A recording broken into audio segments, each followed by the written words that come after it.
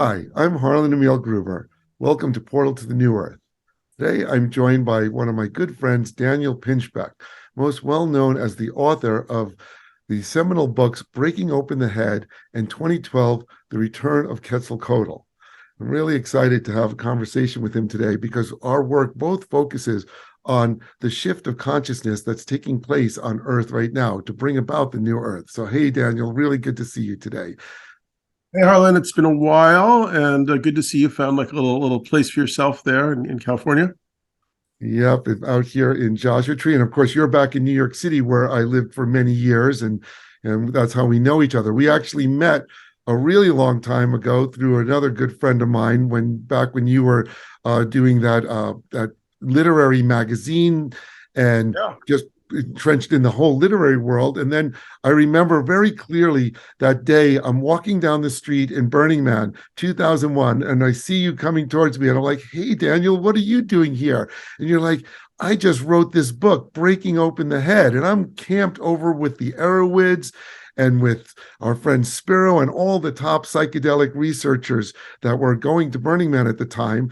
And this book that you just finished writing and was just about to come out in 2001 really put you right center stage in the psychedelic community. So if you want to, dive in and just talk a little bit about how that book came to be and your relationship with psychedelics and how you see psychedelics relating to this evolution of consciousness that's taking place.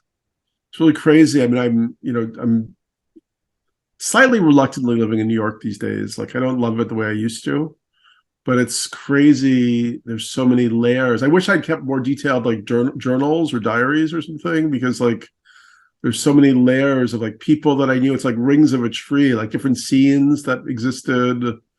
And of Whether it's course, like you live right in the middle of the East Village, and I've always thought the block you live on is one of those beautiful East Village blocks, and it's just a typical, East Village building, and you walk out your door and you're right there, and it's kind of a thriving environment, the East Village. But and I've always thought that was pretty cool, the neighborhood you were in.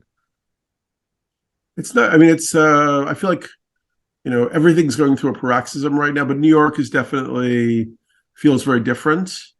Um, I don't know where the energy is here right now. I mean, I've been writing about it a little bit. I mean, it feels like it's a very confused time, I think. I mean, you're. I mean, I kind of I appreciate your gung ho excitement and optimism about this transformation, evolution of consciousness. I've been sort of, I tend to always, you know, give my thoughts a lot of question and go back and reinterrogate, the question of like, whether do I even think there's some kind of evolution of consciousness happening right now?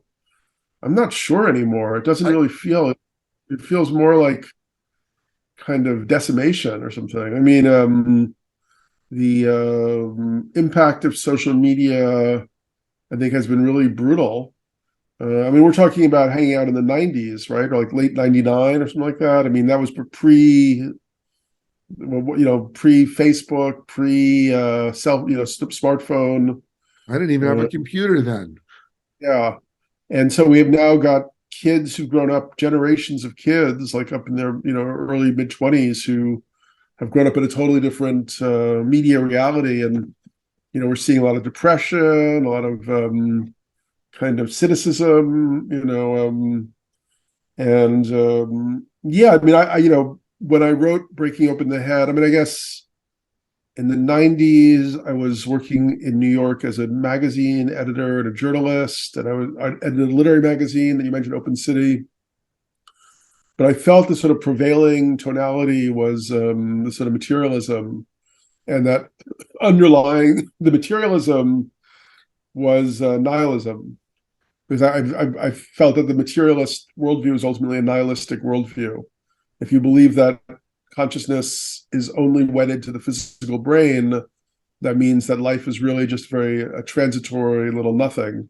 Because as soon as you die, that's it. Everything is just annihilated, obliterated, for eternity. And I grew up as a materialist. My parents were artists, but they were secular artists. My dad had started getting interested in kind of Eastern meditation in the end of his life. My But yeah, it was really when I went into the big depression in my mid to late 20s.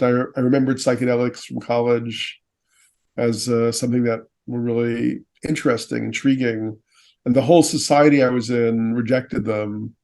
I mean, some people still took MDMA or mushrooms. They were considered sort of a joke. There was nothing to take seriously. Like the New York Times would mock you.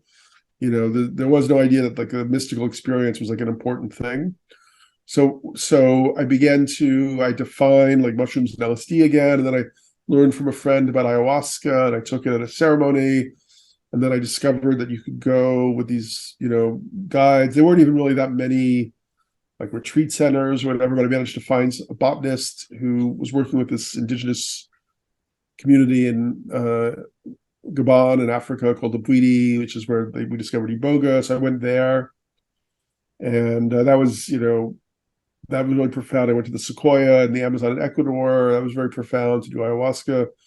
I went with my partner at the time to Mexico, to Oaxaca, took mushrooms with Mazatecs. That was amazing. And discovered the Burning Man Festival. I had a fellowship at Columbia for a year, and one of the teachers there told me if I wanted to, because I was thinking about, I was trying to figure out what to do next. I didn't want to be a journalist, or I was kind of an arts journalist. I was writing like kind of reviews, not even really reviews, like interviews with artists for the Art Newspaper of London and other kind of art features. I really wasn't satisfied. I was really tired of the art world also. My dad was a painter. I just began to feel that the art world was, kind of like in its own way, kind of like narcissistic and empty and repetitive and so on. So I got much more interested in this whole psychedelic thing and this idea that maybe there was like a lost, aspect of the psyche or of consciousness that we could like rediscover or excavate.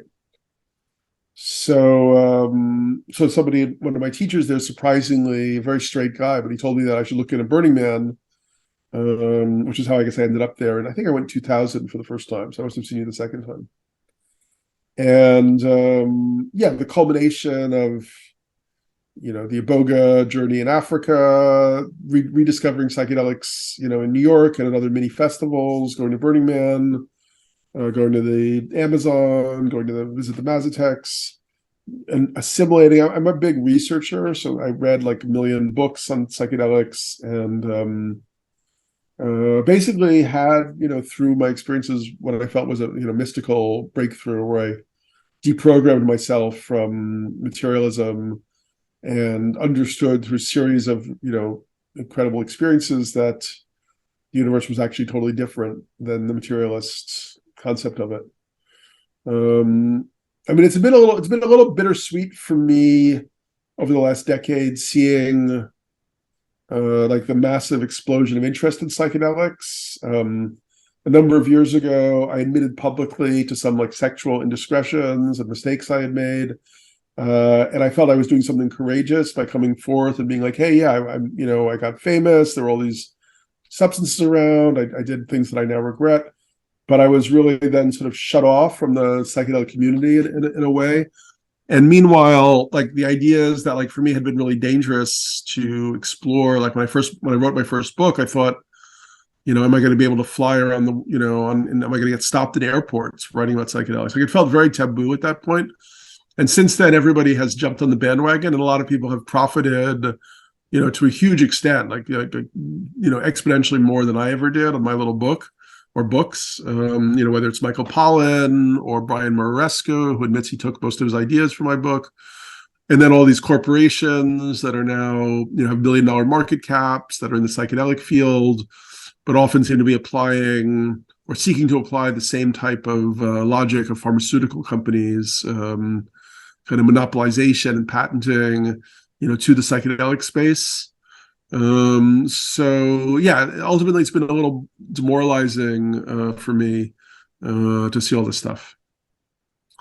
Right. So And it's true though that, well, I'm sorry to hear it's demoralizing because your book was very significant and well received, and like you say, extremely influential at the time, and that psychedelics now are getting a lot more mainstream. You mentioned Michael Pollan, and he has both the book and the TV show out on this, and MAPS, which is what the what does MAPS stand for? I was looking it up, but are you connected with? Multidisciplinary Association for Psychedelic Studies. Right, and that's I, really. I have been, I have been connected with them in the past. I'm not really connected with them now. They've since I last hung out with Rick Doblin, who's the founder, who's a good friend. I mean, at times, they've become like a massive. I don't even know how many.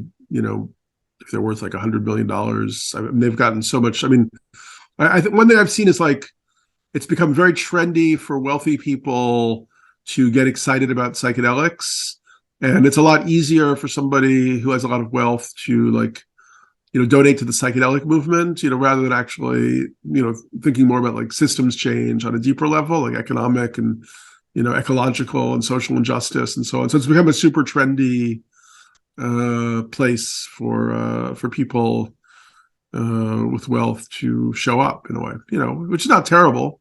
It's better than buying a yacht or something. Well, I feel like, psychedelics is just really a tool, and it's one of the keys to facilitate this evolution of consciousness, but becoming just focused exclusively on it kind of like doesn't address the issues, like you say, that we need to, fix the world, not just, know about psychedelics and use it. And like I used psychedelics when I was younger, and now I'm not really working with them because they were just a tool to help evolve consciousness. And so I feel like, we could shift this conversation then away from that. That's what really got you, started with publishing, writing, well-received books, and then shift to, what I think is your greatest work, your book, 2012, The Return of Quetzalcoatl, which really is this incredible overview of like so many different aspects of what's going on in reality. And of course, you had 2012 in the title. And I was friends with Terence McKenna back in the mid 80s, 86. I met him, and he was already talking about 2012 being the end of time before it became popularized through Jose Arguelles and the Mayan calendar, and that whole December 21st, 2012 shift date, which of course has come and gone. Here we are, it's 2023. It's over 10 years after that, and the world is still kind of, we're having, the war in Ukraine, the banks collapsing, all of the issues are just seem to be getting worse. And like you say, living in New York City, you're getting more disillusioned, with the way things are going. And yet there's still a lot of people out there that are tuning into these other things that you've talked about in that book. And it just depends where you put your attention and focus. And so if you want to just go into how you went from writing Breaking Open the Head to writing the 2012 Return of Quetzalcoatl, and talk about the various different points in that book there, because there's so many, from crop circles to aliens to this, end of time. This will take up the rest of our conversation, I think, because it's a lot of important points that you helped popularized in our culture at this time. Thanks. I'm finally going to republish the book because the Penguin, the original publisher, is going to drop the ball on it. So hopefully it'll be out in a couple of months under taking the 2012 out of the title. So it'll just be called Quetzalcoatl Returns. But I'm very proud of that book and still really stand by that work. And it's been interesting, I think as a creative artist or thinker or whatever, and to see how your work gets kind of assimilated, that book, was a bestseller in 2007. It sold 130,000 copies in the U.S. And then at some point, it just stopped. It's like it disappeared from the cultural landscape. I think it was I don't quite understand. I've never seen something like that actually. Where what do I know? But I mean, it just seemed like Breaking Open the Head still sells copies and so on, but as far as I know, 2012 is just sort of orphaned. So it'll be interesting to republish it. I actually still stand by my way of understanding the prophetic shift in ages, as I discussed in that book. And I think it's a combination of many things. You kind of mentioned a bunch of them. Obviously, time didn't end, but I think many people feel that something has shifted profoundly in the last 10 years.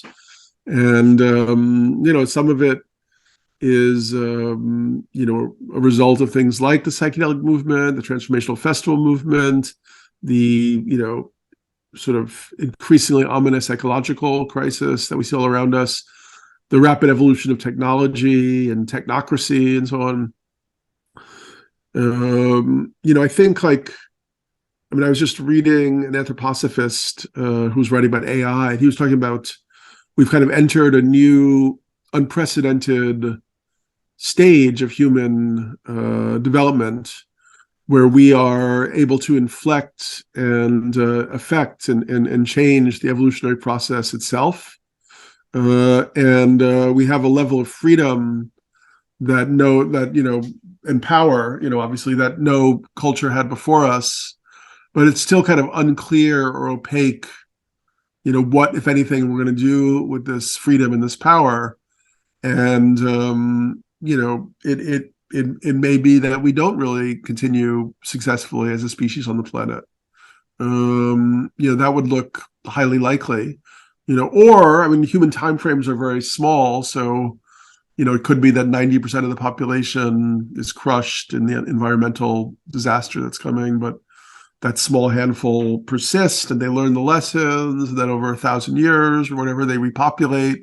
And, this time is looked back upon as sort of this crux, of when all these forces came together. And I don't know at this point, but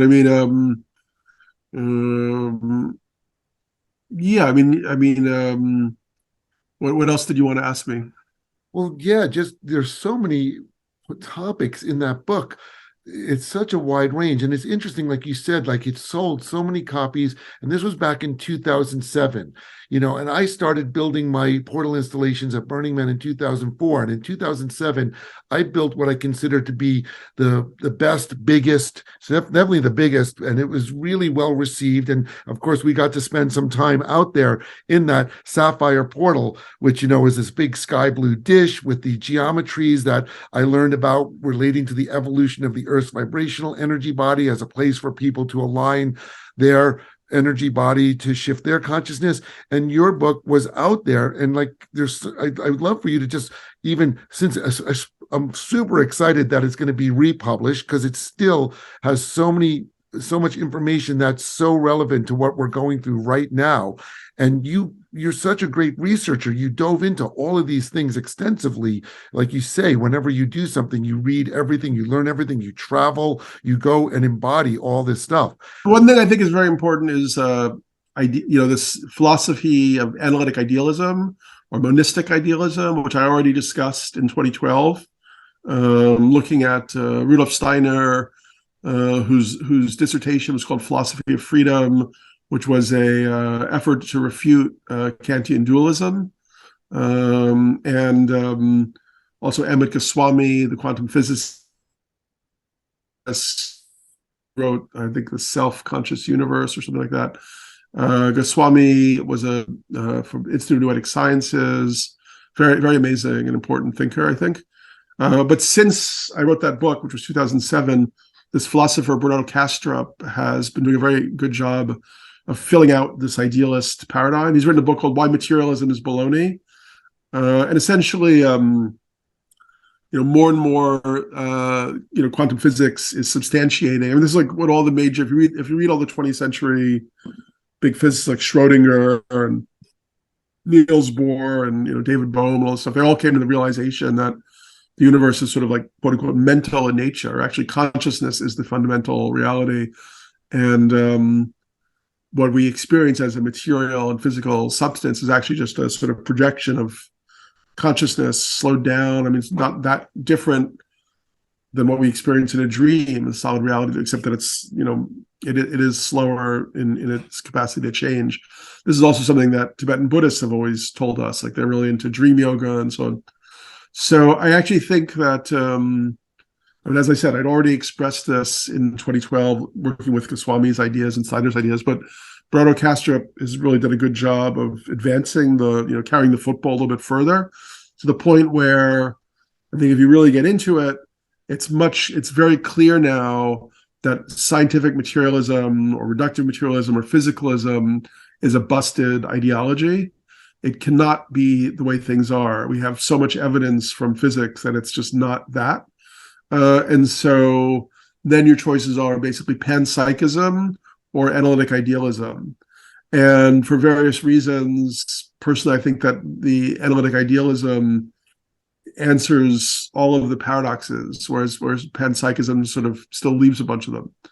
So, and also as Castro, he was like a computer scientist at CERN, so he comes from like a good, kind of science background. But as he points out, he wrote a book called More Than Allegory, I think, and the idea of the world. So basically, if we're living in this sort of collective dream that consciousness is having, and we're all dissociated kind of alters or projections of this consciousness, exploring its capacities, its creative capacities, its capacities to love and to experience. Then also we have complete, it's completely logical then to think about the world as the Hermeticists and the alchemists and everybody did, which is more as an allegorical structure. So, and that you can interpret it like you would in a dream, where every little detail can have significance and so on.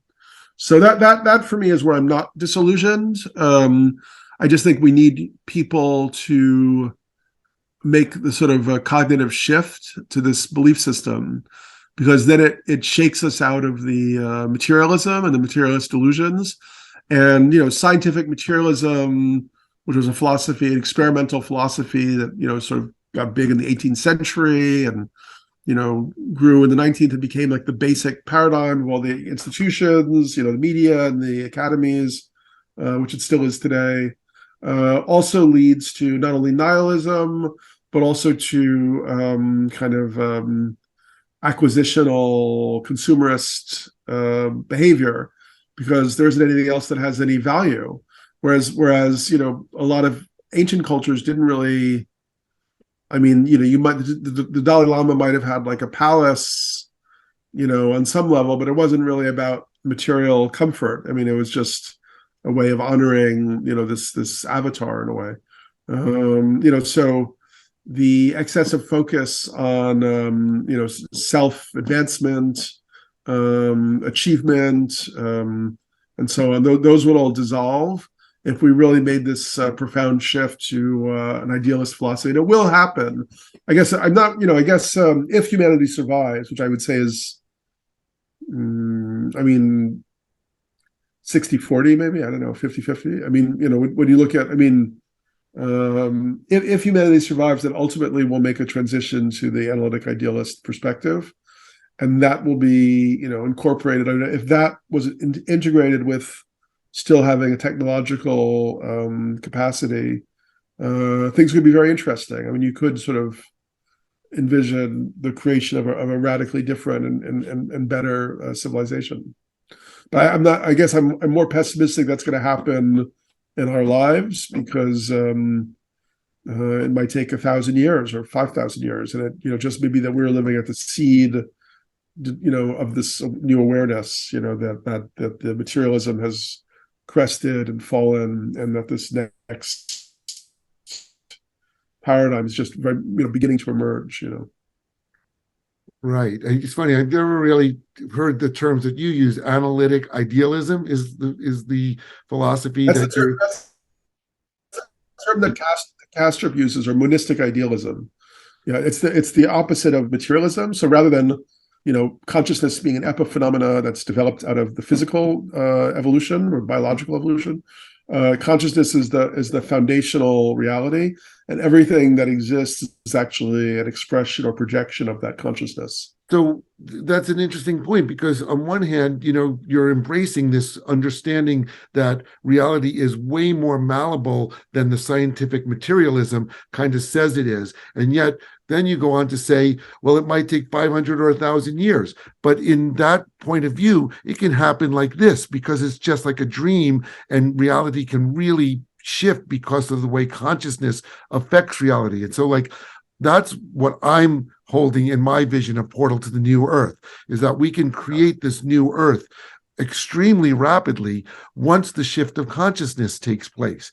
I mean, one of the big things that I've recognized and I've been studying for a long time is the concept of free energy.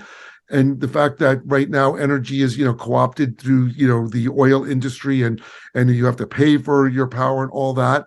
And there are many scientists that have created free energy devices. And the reason why we don't have free energy right now isn't because we don't understand the technology or the way to tap into that. It's the consciousness, it's the mass consciousness of humanity right now, still stuck in that power control, way of thinking that's ruled by the scientific materialism. And once consciousness will shift, we can. So you brought up two things that I'd like to maybe talk a little bit about both of them. First of all, yeah, I mean it's certainly, it is a dream, and consciousness could change in an instant. However, I think there are good reasons to think that it's not going to work like that. I mean, it'd be great if it did. I'm still open to that happening, and I mean, you have like epigenetics, you have like trauma. I mean, look at how hard it is to heal. If it's and you have morphic fields. Like if you get into Rupert Sheldrake's ideas that are become more and more coherent and fixed over time. So, I'm very intrigued by this idea that like local knowledge systems have different capabilities.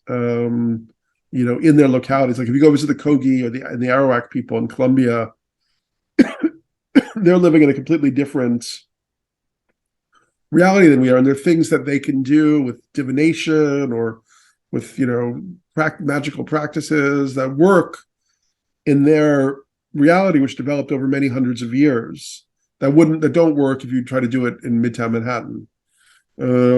Or the Sequoia, when I visited them in Ecuador, the elder shaman said that they were able to like sing new plants into being. Like they needed a medicine plant, they could actually do an ayahuasca ceremony and pray all night, and then the seed of the plant would be in the hand of the shaman. I mean, I think I completely believe that stuff is true. I've had demonstrations in my own reality that prove that stuff to me. However, it's not just like, it's a big cosmic game we're in, and we're just little pawns, and it, however the creator wants this game to unfold, we'll see. But it's more and more seeming likely to me that it's quite a long process for the quote unquote new Earth. It's like enough people have to assimilate, and which is difficult, like this new paradigm. They have to figure out how to build structures and systems that support it. It's the work of a number of generations, I would think. I don't think it's like, and because we also kind of see when you see these transformational communities, the young people are sexy and alive and everything, and they're interested in all these things, but then there's like a shadow behind that, or it's very flimsy, or spiritual materialism comes in, or what I mean. It's like there's a lot of spiritual bypassing, So I think it's alas, I was really hoping that I would see this massive transformation in my lifetime, and I'm still open to it. I mean, I'm looking at the singularity acceleration, with the new AI systems, as something that is really quite astonishing, and where that could go in the next few years.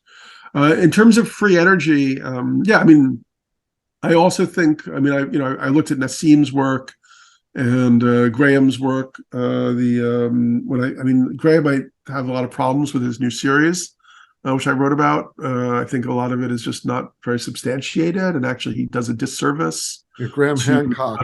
What's the name of that series? It's very popular. Ancient Apocalypse. Yeah.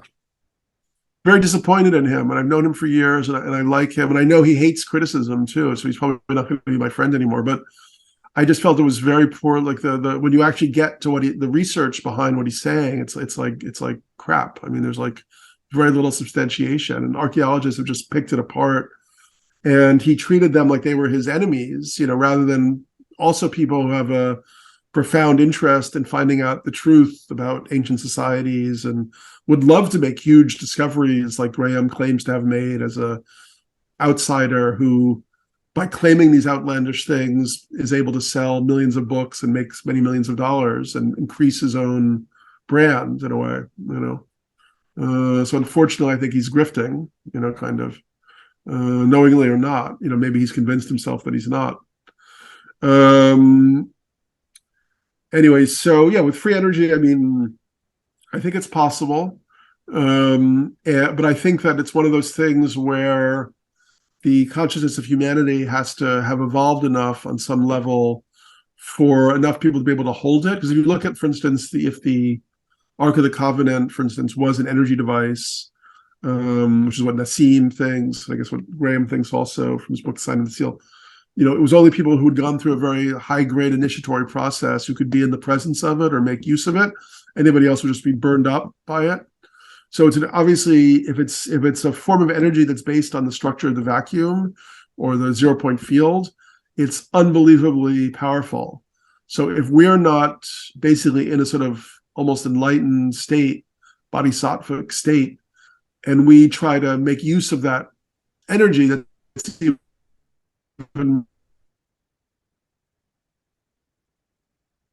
we can imagine the repercussions, Exactly. So I think it's like gates are barred. I don't think the gates are barred because there's a conspiratorial day. I mean, there may be that also, but I think it's actually consciousness, our own consciousness in some sense, or is barring the gates because we can't yet handle the voltage or the capacity. Yes, I definitely agree on that. And that's why, and I do agree when I say it could happen like this, but you said several generations. It does take time. And I remember I was a big fan of Timothy Leary's work and Robert Anton Wilson. And I saw Timothy Leary speak, many years ago, and he did have that paradigm. He says the evolutionary trend is, to go in all these new things in many different ways, but then there is the status quo, which keeps things the same, and that's like an anchor that keeps things on track, and is why things do move ahead slowly and not have this instantaneous changes in maybe too many directions. So we don't know, but at the moment the whole banking system is definitely trembling. We may see like super breakdowns, even in the next, I would have expected them, years ago. But the system has so far proved itself remarkably resilient, But ultimately, like, it's hard to imagine, when you have all these insurmountable debts, and basically, I mean, a system where they're removing risk for the super wealthy, So it's like if you have your money in like a risky bank because you're trying to get a high yield or something, and that bank collapses, then they're just going to, give you back your money. Well, then they're just creating this money, and that ultimately leads to more inflation and ultimately makes everybody else poorer. So I don't see how it's sustainable. I mean, basically, it's a giant extraction machine, which is pulling money up to the top. I mean, which we see at Burning Man, right? Burning Man has become a class society. Where you have, which always was a little bit, now you have super wealthy paying, 10, 20,000 or more for a week in a camp where they have, probably catered meals and masseuse and, all the drugs flown in from, wherever, shamans, the Siberian shaman of the moment or whatever, it's a joke, it has nothing to do with, human, community or actual compassionate, future living. It's just another narcissistic display for the super wealthy. It's like the yacht of of the moment. Absolutely. Well, we've covered a whole bunch of interesting topics. I'd like for we can wrap this up with you. Of course, I've been subscribing to your Substack, and you're sharing, all kinds of interesting things there. So we'll put the link to that in here. And of course, you had a recent book, How Soon Is Now, if you want to mention that, and then what upcoming work you've got, and, so, people can learn more, and you have a lot of valuable information to share. So what else would you like to add to this today? Sure, thanks. Well, I mean, I've been doing some courses on a website called liminal.news, and teach a regular writing class, which is actually really fun. And I think I'm going to do a course on the Western occult tradition soon. And yeah, we're doing this. The Substack has become a major activity. That's danielpinchbeck.substack.com.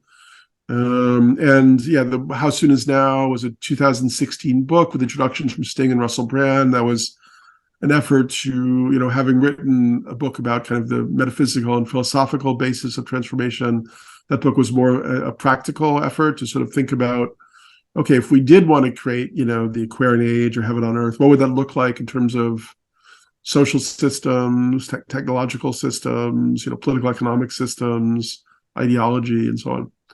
So that book is still out there. I did another book with my friend Sophia Rockland, which I think came out in like 2018, One Plant Stream, which was sort of a study of ayahuasca, almost like a biography of ayahuasca. And I've written some other short books on Amazon, just like single essay books, like Conspiranoia, which was trying to sort out all the information around the COVID hysteria, and the Occult Control System, which was looking at the whole UFO and alien situation. Yeah, right. You're sharing so much great work on a lot of these topics that I think are really important.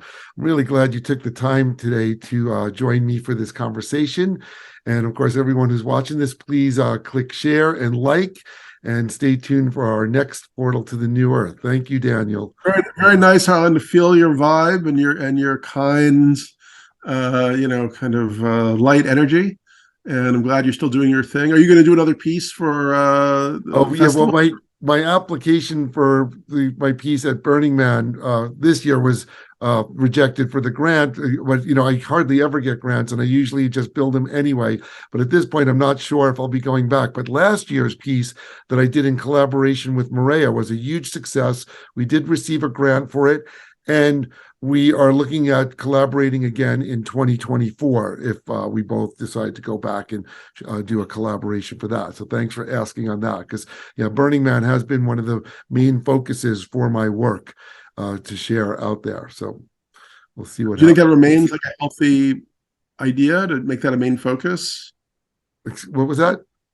Do you think it's still a healthy idea to make Burning Man such a primary focus of the work? No, it's waning. After finishing last year, I kind of felt like it may have completed the chapter and that I may not need to go back anymore. But it still is happening, and there's still a lot of people coming from all over the world there, and it is a powerful venue to share the type of work that I do for the small percentage that do see it and interact with it. But it really has shifted quite a bit to, not exactly what I'm aligned with. Entertainment conglomerate at this point. All right, Harlan, great to chat. Stay in touch. Hope to see you soon somewhere in the world. Okay, thanks.